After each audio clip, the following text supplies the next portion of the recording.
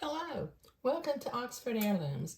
In the last video, I said I was going to attach the front body to the bodice, but I think what I'm going to do instead is I'm going to make the two little buttonholes right now, because later on I'll have the bulk of the collar kind of up here where it kind of gets in the way of the presser foot, and I'll have the bulk of this seam. So I like to make my buttonholes when my fabric is as flat as possible, because that keeps them lined up and going straight better.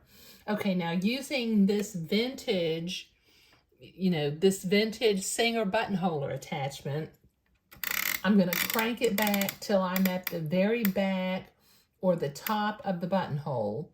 I'm going to line my blue dot up to where it's in the center of the keyhole shaped space, lower my needle to where it's going right in that blue line, and then that means my buttonhole will start right at that blue dot.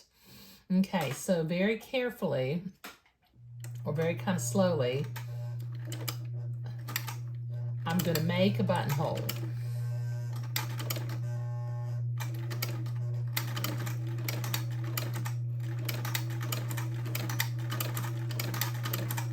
If you've never seen one of these little vintage buttonholers in action, they're really, really cool.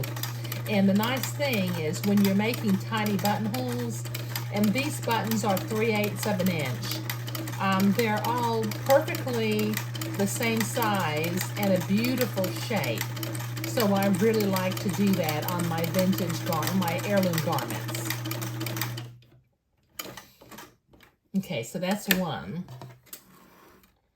Okay, so that's really pretty. Let me clip my threads. And I'll do the second one. Let me crank my machine back to where it's up at the top of the buttonhole again. There we go. Bring it in. Line up my blue dot in the center of that keyhole shaped space. Lower my needle so that it's going in the blue dot. Lower my presser foot, and then start sewing another buttonhole.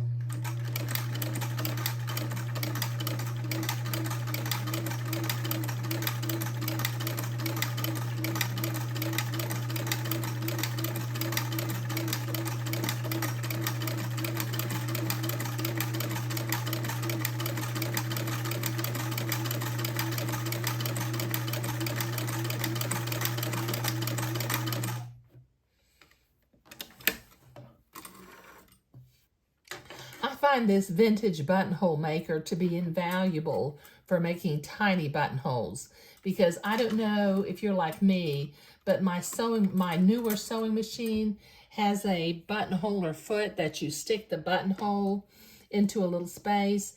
But what I have noticed is when the buttons get really small, they fall out of the buttonholer. And the buttonholers are not always the same size each time. And these vintage buttonholers, back in the 40s and 50s and 60s and even into the 1970s, most everybody had one of these older sewing machines that was made all out of metal that has a screw hole here in the front where the attachment would attach on.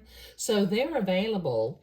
I think the biggest problem you might experience if you're looking for a vintage buttonholer is finding all of the different cams, because I think all total, I have 10 different cams in different sizes that work with my buttonholer.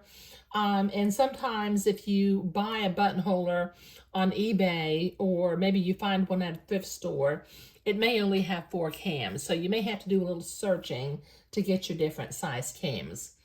But making the buttonholes is what we were doing today. And aren't they just lovely? Just beautiful, the same size. They've got a pretty vintage shape since they're made on the vintage buttonholer. And I think that's just a lovely heirloom look. Thank you.